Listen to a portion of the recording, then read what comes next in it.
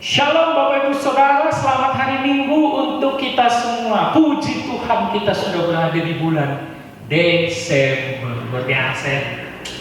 2020 tidak terasa kita sudah di penghujung tahun. Waduh, memang 2020 luar biasa. Kita sepertinya hidup normal itu hanya sampai Januari dan Februari ya. Sampai sekarang kita masih kesusahan, tapi ya mudah-mudahan pandemi ini total selesai supaya 2021 kita kembali memulai hidup kita. Oke, tentunya bulan Desember bagi orang Kristen adalah bulan sukacita karena Natal ya. Itu sudah menjadi kebiasaan dan tradisi kita. Natal. Kalau Bapak Ibu Saudara mengikuti perkembangan gereja kita di Katedral Jeddah, tahun lalu bisa dilihat di YouTube kita, tahun lalu kita 10 seri loh Natal. Itu luar biasa. Bisa dilihat di YouTube atau Instagram kita, scroll ke bawah, 10 seri Natal, topik Natal sampai 10 seri, luar biasa. Dan banyak pembelajaran yang luar biasa dalam. Contohnya orang Majus dari Timur, mungkin banyak orang Kristen belum ngerti ceritanya. Duka cita Natal. Nanti lihat, tahun lalu saya pernah khotbah di seri keberapa saya lupa, duka cita Natal. Sampai ada yang tanya sama saya, Pak Pendeta nyanyi sendiri.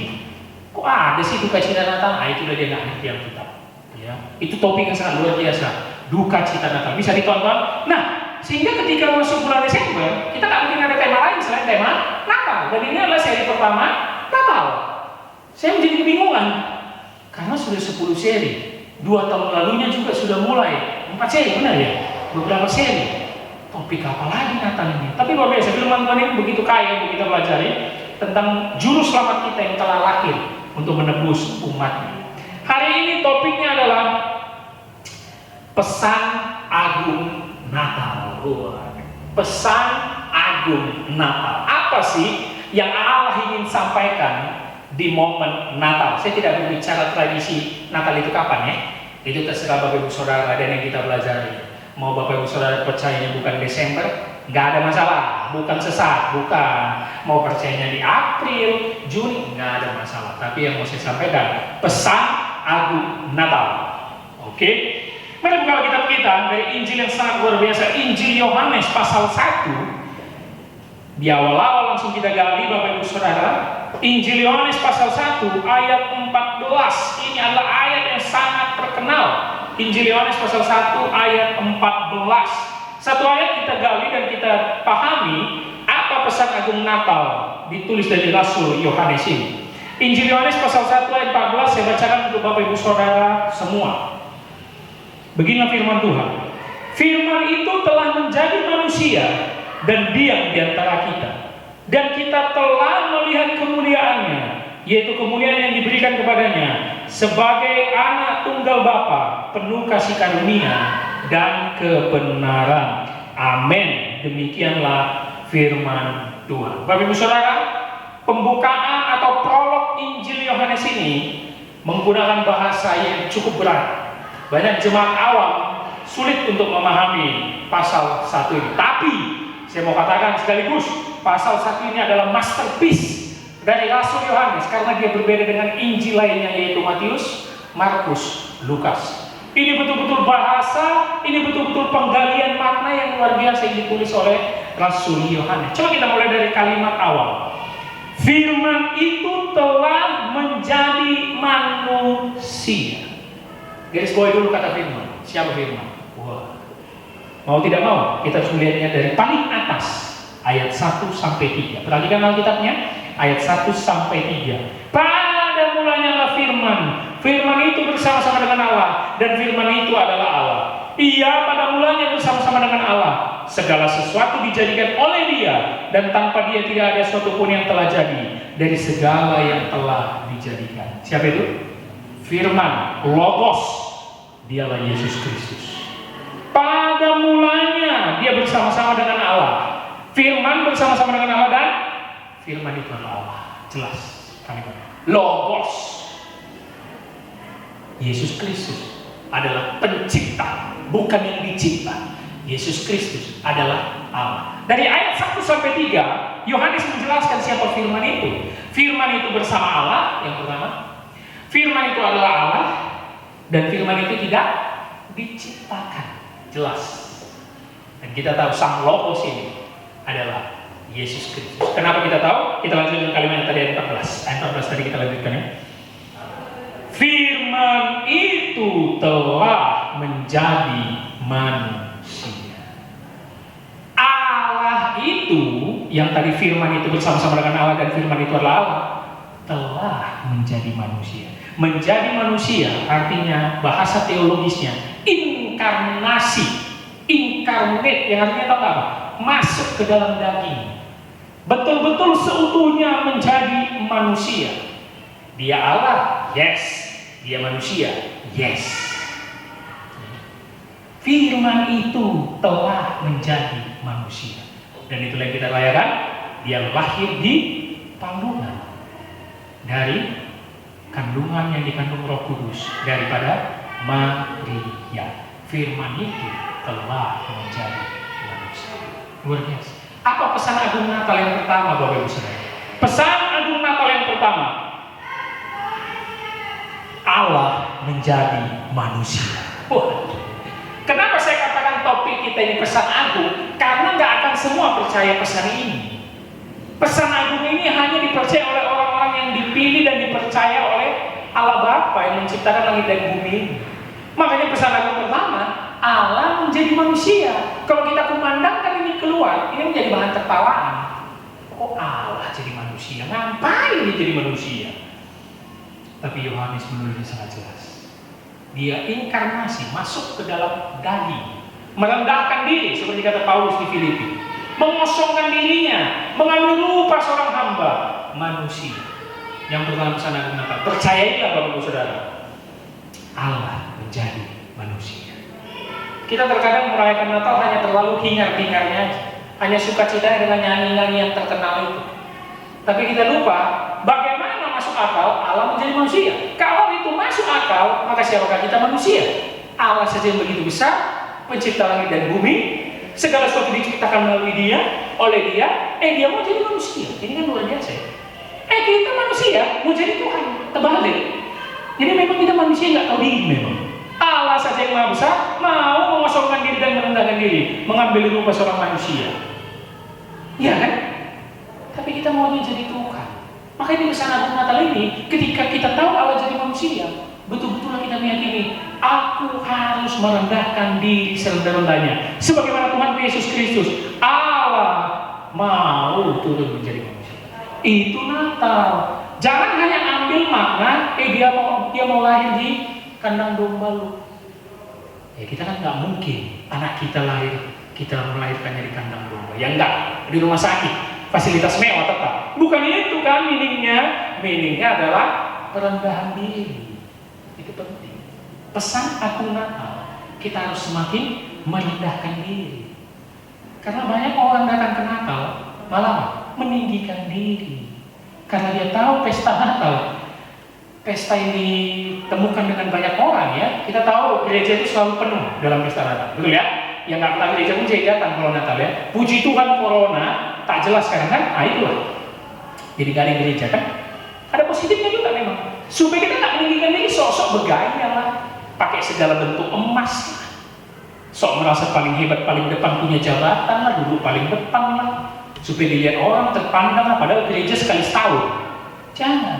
Allah menjadi manusia artinya merendahkan diri dan mengosongkan diri. Yohanes bilang, firman itu, logos, telah menjadi manusia. Kita lanjutkan kalimat ayat 14. Dan diam di antara kita. Stop. Diam di antara kita. Kalau terjemahan Inggrisnya, dwell among us. Bersama dengan kita. Dwell among us. Tapi ada terjemahan yang paling keren, dan saya lebih memilih terjemahan ini. Tabernacle among us. Tahu nggak? Tabernacle adalah tempat Allah berdiam di perjanjian lama, kemah Musa. Benar. Jadi ada terjemahan di sini, diam di antara kita. Diam, tabernakel di dalam diri kita, bahwa tubuh kita ini adalah baitnya. Oh, luar biasa sekali. Sebagaimana tabernakel yang ada di perjanjian lama itu menjadi pusat bagi orang Israel. Orang Israel disuruh mengelilingi. Nanti baca perjanjian lama. Tabernakel itu selalu tengah. menjadi pusat penyembahan. Dan sekarang dikatakan Yohanes, itu tabernakel yang di perjanjian lama itu sudah diam di antaramu, sudah ada di dalam tubuhmu, baik suci Allah. Poin kedua, pesan agung Natal apa? Allah menyertai kita. Nah, keluar bahasa yang sangat terkenal. Apa itu? Immanuel. Apa arti Immanuel, Bapak Ibu Saudara? Kita gampang kali mengucap Immanuel, tak tahu artinya. Immanuel, imanen dan El. Nah itu. Imanen yang jauh, yang tidak bisa terdeteksi, yang tidak bisa kita tahu di mana keberadaannya, yang begitu jauh, tapi dekat. El, Allah. Allah itu akhirnya yang jauh itu mendekat dan berdiam dalam kita. Nah, itu Roh Kudus. Ya, dia bersama-sama dengan kita.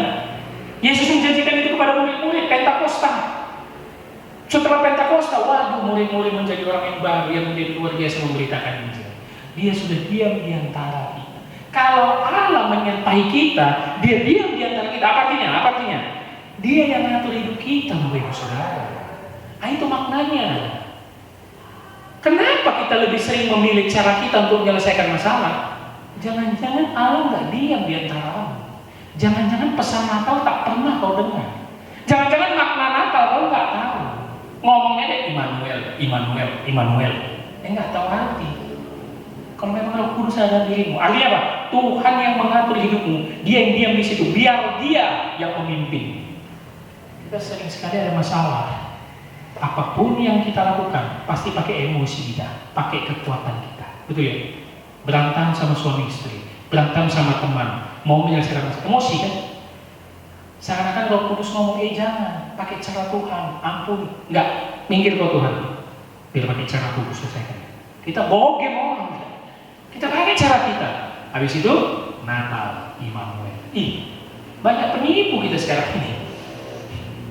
Kita selalu memperlakukan cara kita meminggirkan Tuhan, padahal kita percaya Dia menyertai kita. Itu pesan agung Natal. Poin kedua, Allah menyertai kita, Immanuel. Yuk. Kalau kita percaya kita merayakan Natal, yuklah 2020 kita betul-betul maknainya lah, bertobatlah. Udah nggak main-main nih. Kalau kita percaya menyertai kita, Immanuel, ayo berlakukan cara Dia. Gimana caranya Pak Pendeta? Ya ini, semua peraturan dan perintah-perintah firman-Nya di sini. Ampunilah, sabarlah, buatlah. Nah itu harus kita lakukan semua. Karena Dia sudah diam dalam diri kita.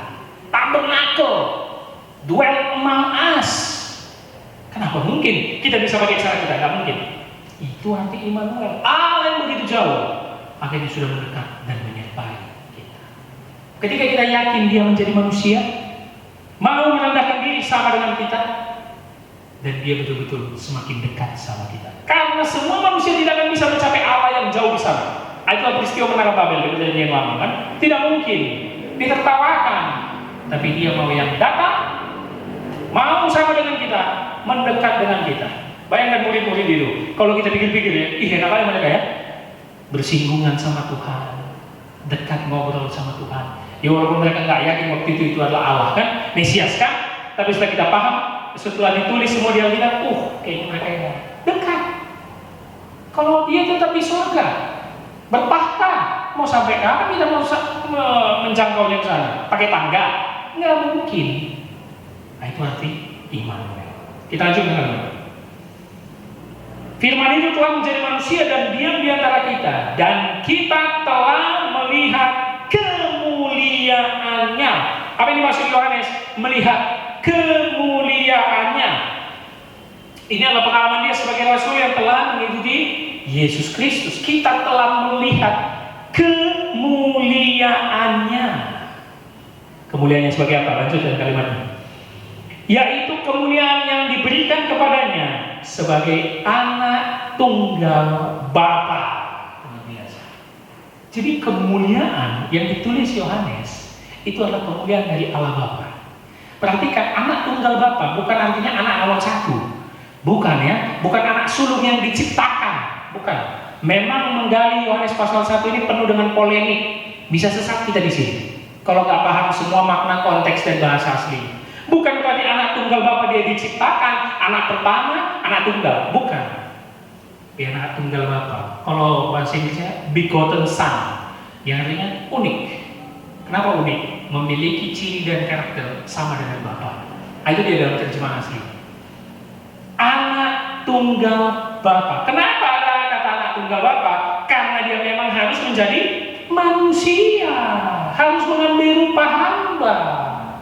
Bukan berarti dia diciptakan, dia yang menginkarnasikan dirinya masuk ke dalam daging menjadi manusia.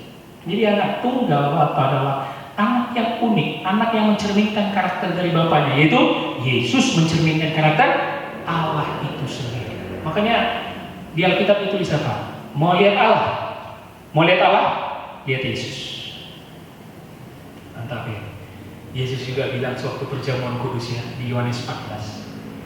Filipus yang nanya ya, Filipus yang nanya, muridnya. Tuhan, Guru, tunjukkanlah Bapa itu kepada kami. Udah cukup itu. Tunjukkanlah Bapa itu kepada kami. Filipus ini ngomong, tunjukkanlah Allah itu kepada kami. Udah cukup itu. Kenapa? Karena orang Yahudi punya konsep percaya satu Allah. Jadi kalau berhasil melihat Allah itu, udah senang kali itu. Tunjukkan itu, tolong tunjukkan itu. Apa dibilang Yesus? Sekian lama kau ikut aku, nggak tahu kau juga siapa yang Bapa itu? Aku dan Bapa adalah satu. Siapa yang telah melihat aku telah melihat Bapa. Itu makna kemuliaan anak tunggal Bapa. Maka berarti apa poin ketiga pesan agung Natal kita? Yang pertama, Allah menjadi manusia. Yang kedua, Allah menyertai kita Immanuel. Yang ketiga, Dia Allah yang layak ditinggikan dan dimuliakan. Setelah kita meyakini Dia menjadi manusia, setelah kita meyakini Dia bersama kita, dekat dengan kita, maka tinggikan dan muliakanlah Dia selalu. Nah, ini penting Bapak Ibu Saudara. Karena Yohanes bilang telah melihat kemuliaan, yaitu kemuliaan yang diberikannya kepada sebagai anak tunggal Bapa. Kita lanjut kalimat sampai habis. Penuh kasih karunia dan kebenaran. Dia mulia, Dia ditinggikan, Dia dimuliakan karena Dia penuh dengan kasih karunia dan kebenaran. Satu-satunya kebenaran di dunia ini hanya Yesus Kristus. Tidak ada alasan kita untuk tidak memuliakan Dia, karena Dia yang memberikan anugerah kasih karunia, karis kepada orang-orang dan umatnya, dan hanya Dialah kebenaran. Makanya di Yohanes 14 Dia berkata apa? Akulah jalan, kebenaran dan hidup. Tidak ada yang sampai kepada Bapa kalau tidak melalui Aku. Luar biasa sekali. Tidak ada yang sampai kepada Bapa kalau tidak melalui. Jangan cari kebenaran di luar Alkitab. Jangan cari kebenaran di luar Yesus Kristus. Ketipu. Makanya di pesan Natal seri pertama kita ini, pesan Natal lagu ini sangat berbeda. Biar orang di luar tidak percaya, biar orang di luar mengolok-olok, tapi kita mengalami perubahan lewat pesan agung Natal. Bahwa Dialah Allah yang menjadi manusia, mau merendahkan diri dan mengosongkan diri. Bahwa Dia dekat dengan kita, menyertai kita. Dia berdiam diri dalam diri kita, Roh Kudus. Dan Dia Allah yang patut ditinggikan dan dimuliakan. Oh Ibu Saudara, jangan sampai Natal 2020 sama saja seperti tahun-tahun sebelumnya. Ini tahun yang berat, ini tahun yang berbeda. Jadikan Natal ini betul-betul berbeda. Jadikan Natal ini momen yang spesial. Di seri pertama ini pesan agung Natal kita belajar dari tulisan Yohanes yang begitu indah. Karena memang kita perlu belajar untuk mengenal Yesus Kristus, yang bukan hanya kita tahu lahir di kandang domba, Maria dan Yusuf. Itu bisa nonton di seri lainnya. Belajar juga. Tapi Dia Allah yang penuh dengan kasih karunia dan kebenaran.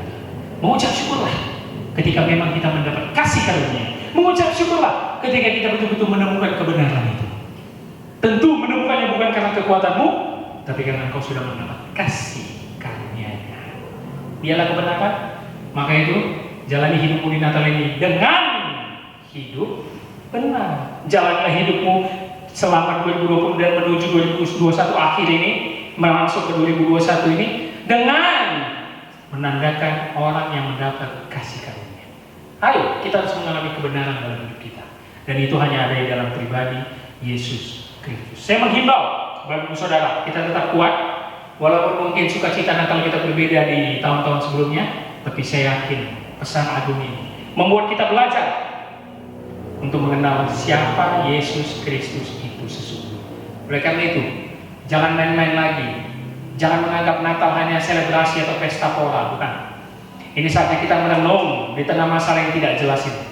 Ini saatnya kita tahu untuk kita belajar merendahkan diri sebagaimana Allah menjadi manusia.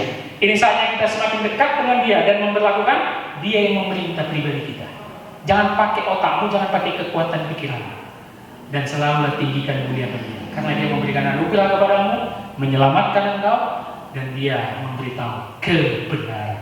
Dialah sang kebenaran, the truth. Itu menjadi poin kita nanti untuk seri kedua Natal. Selamat bersukacita. Tuhan Yesus memberkati. Amin.